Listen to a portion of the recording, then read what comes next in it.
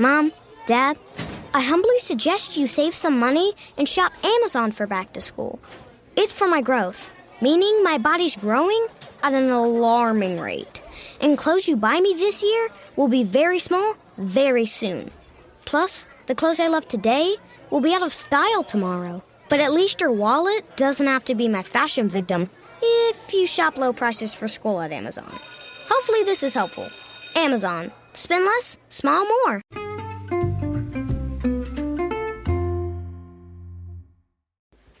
Hi, everybody, and welcome to the Dr. Psych Mom Show. Today, we're going to be talking about avoidant husbands. This is much more common than avoidant wives, which is why I made an Avoidant Wives podcast first, because the majority of my blog and most psychologist stuff deals with the situation that's more common of when the male is the more avoidant attachment partner. But I got a request, and I am nothing if not helpful, so I will discuss avoidant husbands in this podcast as soon as I talk to you about subscribing. The most recent ones are female sexual arousal and female sexual dysfunction. So two sides of that coin are all that info is just waiting for you to click on subscribe, and then you get that as well as over 70 other subscriber-only podcasts, which will illuminate the dark corners of the female and male psyche for you for the low, low price of, I forget what it is, $5.99 a month, which is like 1% of what it would be like to work with me. So you should really get on that, particularly if you can't work with me, right? I mean, like, not everybody can be my client, so at least you can get access to all the stuff that I have. All right, anyhow, and also join my Facebook group because that's where a lot of people interact. I interact in there, so that can be very useful as well. That's a private subscriber-only Facebook group that is separate from the podcast. If you go into the Facebook group, you do not get the podcast for free. I cannot link Spotify and Facebook, nor would I want to, because those are two separate things, you know? So you could choose one or both, or people who do both get a lot of information. Anyway, so what's an avoidant husband? Well, I mean, like literally every book in the self-help aisle at Barnes & Noble's, if there is even still Barnes & Noble's or a self-help aisle or anything that is on Amazon, is about emotionally unavailable men. Why is avoidant attachment, which you should go back and refer to my attachment styles podcast to know how does avoidant attachment start. And then there's the Avoidant Wives podcast, which can help you see how this manifests in women. But in men, it's the emotionally unavailable guy. It's Mr. Independent, Mr. Perfect from my Mr. Perfect and His Crazy Wife podcast. The pathologically independent guy that needs nobody for anything and just keeps on chugging along, doesn't understand why his wife is acting all crazy, you know, wanting to talk about feelings all the time. What's that drama about? Why she always making problems? And this guy thinks about relationships as smothering and difficult. And why? Because he grew up in a home where relationships were smothering and difficult. And or, you know, so either he saw, I mean, it's usually both. So likely he saw one parent be avoidant in the relationship, the distancer, the one who always kind of wants to get away from the other partner. And also, how are men like this created? I go into depth on the attachment style podcast. But if you're always told to go play and go be independent, well, you listen, you know? I mean, if you're in a home where emotions and comfort and closeness are not prioritized and rather the emphasis on independence, go play, go do your own thing, well, you listen. I mean, you know, like you learn the culture of your home. And then later on, subconsciously, that is the only way that you know how to act. So people who have an avoidant attachment style really do not like closeness. They find it to be frightening and irritating and intrusive. So it's too much. It always feels like the partner, and they pick preoccupied attachment partners. So it's true, because confirmation bias, if you think relationships are going to be real smothering, then you find somebody who's going to be smothering. Like, that's just what makes sense to you in the world. That's what's familiar. That's what makes you think of the relationship you saw growing up. And if you deny that people are subconsciously drawn to what they grew up with. I mean, think about your own kids. Like, if every day you told your kid, go play, go do your own thing, go be independent. The most important thing is be independent, you know, in your words, your actions, your implicit and explicit directives. Would you not think that would impact them? I mean, how not, right? So then why would you say that it wouldn't impact you? I mean, it does. The way that animals are trained makes a difference. This by this point in this podcast should be a given that childhood impacts adulthood, can be moderated by self-reflection, therapy, healing relationships, which I'll get to. But yes, of course, the way you're raised impacts how you think about the world as an adult, like no shit. And I mean, it can be a big aha moment for people, particularly avoidant people who are trained to think otherwise. I am my own man. Everything I do is a choice. I am a rational actor. Really? How about your kids? Are they rational actors? If they observed a lot of marital conflict, do you think they wouldn't just go replicate it? Of course they would, so then, wouldn't you? So anyway, that's just like an aside. But sometimes people are still like, yeah, I really understand what you're saying, but that doesn't apply to me because I personally have zero linkages between what I saw growing up and who I chose to be as a man.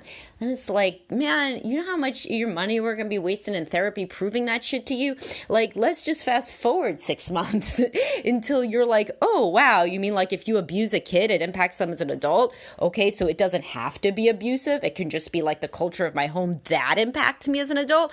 Oh, yes, no kidding. All right, let's move on and see how to get out of those patterns that I was trained in so assiduously, albeit subconsciously and unintentionally, by my parents. Okay? So think about that. If you rail against this idea of there being any continuity between your childhood and your adulthood, think about how much you disagree. If I were to say, yeah, if your wife smacks your kid, it's going to have no impact on them. You'd be like, what are you talking about? She's not going to smack my kid. If she smacks my kid, then he's going to grow up and get into some kind of relationship with some woman that treats him like shit. I'll be like, oh, blah, blah, blah. Well, no shit. Of course, I agree. But what I'm saying is that also happened to you, not the exact thing. You hear? Not the exact thing, not the smacking. Probably.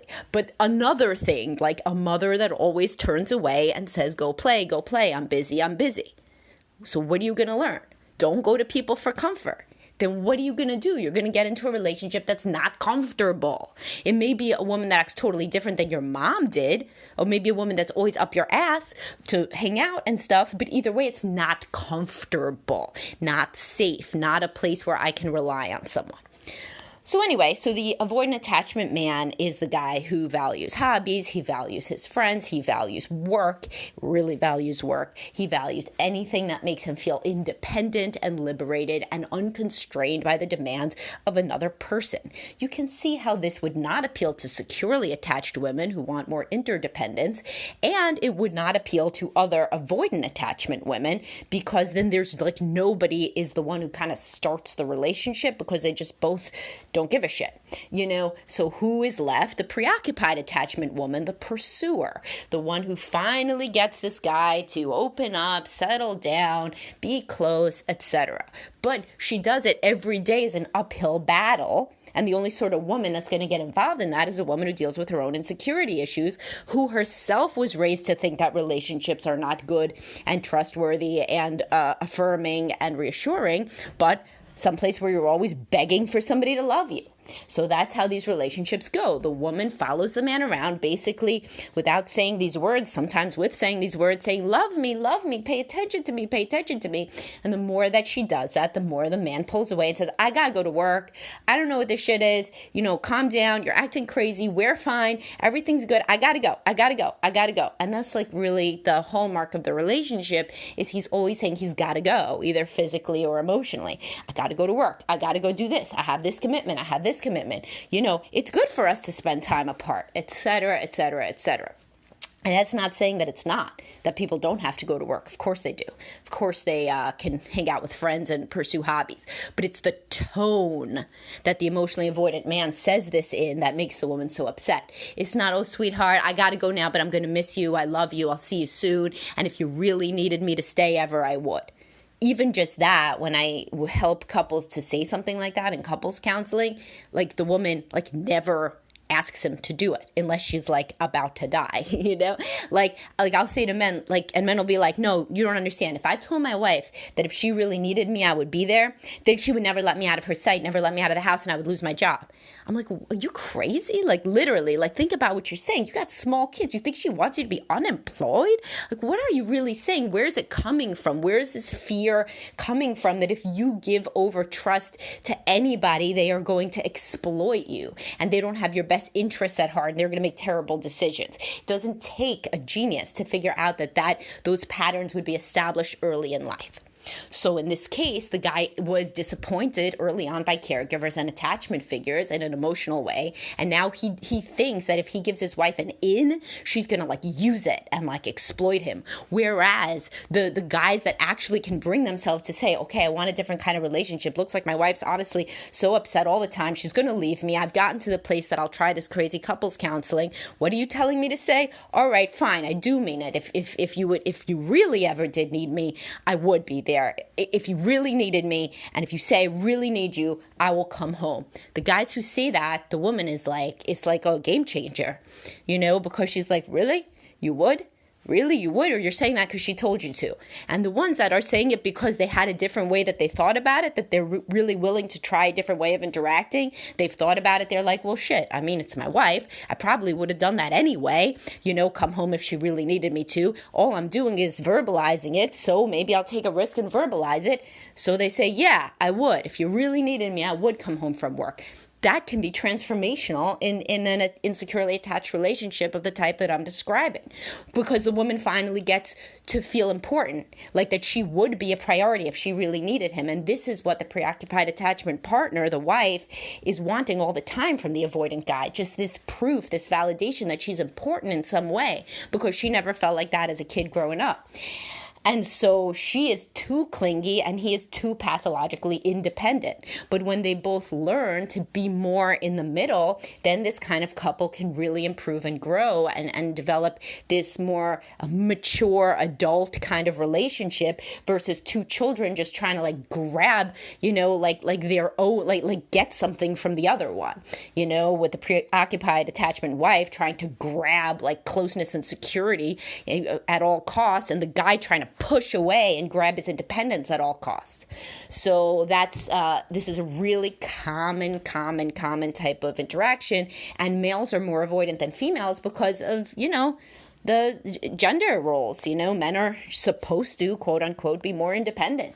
And so mothers will, in fact, say, go play, go do your own thing more to little boys than to little girls. And so you end up having, that's not good or anything, but like that's what happens. And so that goes along with a natural tendency that boys have to be more sensation seeking and to explore more and to do more things that the parent often feels like they can't control. They'd have higher rates of ADHD, things like that. So at that point, sometimes the parent throws up their hands, you know. Usually these parents are uncomfortable with emotional closeness, but also the natural temperament of a boy, if he's this like wild sensation seeking kid, they're going to be like, well, shit, I can't control him for shit. I mean, I guess he just has to go do his own thing. And so that makes the boy then feel like, yeah, like, don't constrain me, you know, and they don't learn really how to interact lovingly and interdependently with another person. So there's a lot of issues, both parental issues and environmental issues and temperamental issues that lead to boys in general, males in general, having more avoidant attachment, which these things again include both the upbringing, and I go into that more in the Attachment Styles podcast, but also a natural temperament where it's like kind of nobody can rein the person in. So from a very young age, so they just kind of get to do what they want, and then they get into that, you know, they're like, haha, I am free, you know, like I nobody can hold me back. And then when a woman tries to, they get very angry. You know, and this is particularly true within the later stages of monogamy. While in the honeymoon stage, an avoidant man can be more romantic, and I have that in a post, the emotionally avoidant partner after the honeymoon stage, where did Mr. Romantic go? You know, so it's very equivalent to how women will stop having sex as much after the honeymoon stage. Well, avoidant partners, they're going to stop being romantic and close. So the same guy that wanted, when his hormones, new relationship energy is pumping, wanted to be close, Well, when he goes back to his natural attachment style later after the honeymoon stage, he don't want to be close. He wants to go play golf, and he doesn't want you to say shit about it because he worked all week, goddammit. And so, et cetera, et cetera. So this is a type of couple that is the most ubiquitous one in couples counseling. The woman as the pursuer and the male as the distancer. And if this resonates with you, couples counseling can really help. And but just listen to what I'm saying. When I did my little tangent, it wasn't really a tangent. If you are somebody that does not see a continuity between your early life experiences and your later experiences within your intimate relationship, work on that first. Save yourself. Save yourself. Save your time and money. Because if any couples counselor worth their salt is going to go into the origin of how you became how you are. If you're just talking about, let's learn some I statements, man, you know how many people I see that learn their I statements and still need to come in for couples counseling to somebody who goes a little deeper? Literally all. At this stage of my career, almost every couple that I work with has seen multiple couples counselors where they skated along the surface and then they need to do something deeper. So you need to know that there's an impact of how you and your partner were raised and be willing to discuss that in order to make couples counseling actually useful and productive. So that's just my PSA for anybody listening. All right, hopefully this was useful. Hopefully this gave a overview of what an avoidant attachment man looks like. Also go to the Avoidant Wives one if that's more relevant, and also the Attachment Styles podcast. Okay, and follow me on TikTok. I am so trendy. Talk to y'all soon.